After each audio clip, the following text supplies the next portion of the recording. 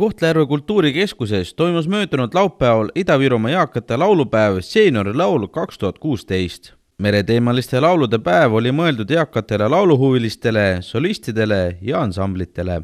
Kohtla-Järve kultuurikeskus on ajast aega teinud oktoobrikuu, mis on eaka inimese kuu, on lõpetanud lauluga. Ja eakad nagu eriti ei taheta laulukonkursile võtta ja võib-olla ka natuke hääl on ära muutunud metallseks, aga meie majas lauldakse.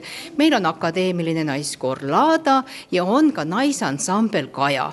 Ja nende jaoks ja meie sõprade jaoks, keda me alati ka külla kutsume, me teeme laulupäeva. Seeniorlaulu. Seekord on meil külas Kalina Krasnaja on Mäetaguselt ja Viru-Nigula memmed.